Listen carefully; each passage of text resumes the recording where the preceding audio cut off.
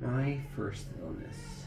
Obviously not my first illness, but baby's first illness. It's one of those experiences that you have to go through every now and then. Or you have to go through at least once, right? The first one. When there's something wrong with them, can't really fix it, right? Because, you don't have all the means. I mean, even if you're a doctor, you can't fix everything, right? And then they just have to sort of suffer through, and you don't like seeing them suffer. But what do? The main question for me is, do you keep on doing what you have been doing? Does illness or sickness mean you take a break from training? Take a break from making them sleep by themselves? Make an exception? I don't know, because all I can think about is as adults being sick. What does that mean? Do you make an exception? I mean, for many people, right? Even not as adult, but even as school age kids, you're sick, go to school. That's what our parents said, right? You're not that sick. Not in a hospital. Go to school, right? You don't feel good? That's fine. Yeah.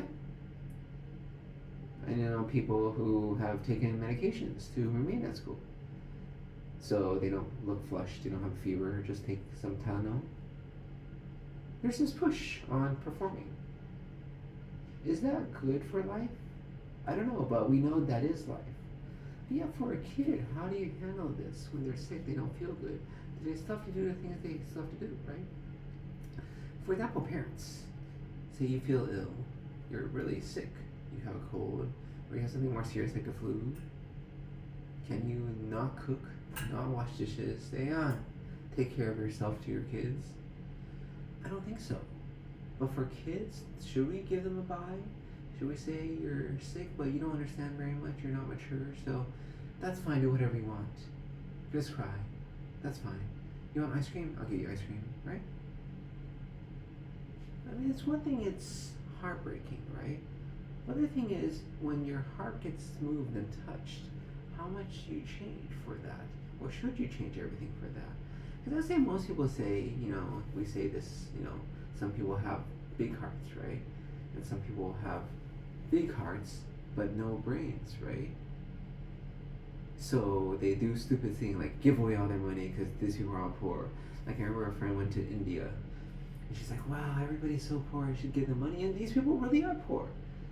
And her friend eventually pulled her away. It's like, look, you already gave like 30 people money. You can't give, there's like enough, they're gonna overwhelm you. You can't do this. You can't give. He's like, no, let me give them money. And it's like they had to pull her away, right? Like an intervention. Because you can't help everybody. And giving your life to help everybody, well, if you structure in a certain way, like Mother Teresa, go to Africa, blah, blah, blah, but just sort of giving your resources away so you can't keep a job and all this stuff, that's not necessarily the smartest thing, right? So you gotta keep using your mind. And I think that when it comes to your kids, it's a little bit harder. Because you still have stuff you want to accomplish, right? When they get sick, does everything go out the window? All your hopes and dreams? Maybe to them it does. They feel like they're gonna die. But to you, they're gonna get through this. What's the process of getting through this? How much do you expect out of them when they're sick? Do they still need to get up in the morning? Could they just sleep all day? Do they just eat whatever they want to eat? Or do they have to eat healthy food? Do they have to drink water? They don't like drinking water. Just give them soda, right? I mean, it's nuanced. You don't just forget everything because somebody's sick. That sounds very cold-hearted.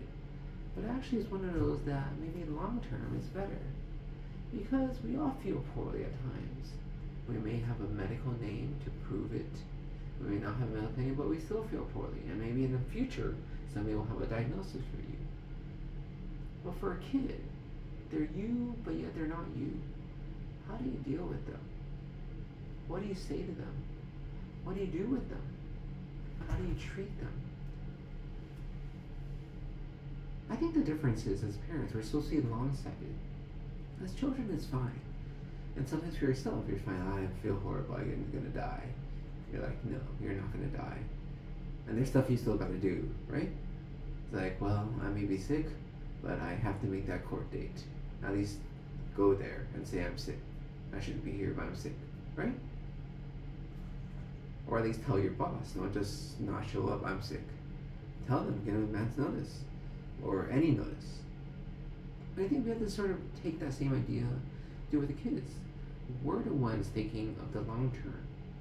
We do want to think of the short term, we're going to comfort them, see what we can do to make them feel better, which is sometimes not much. But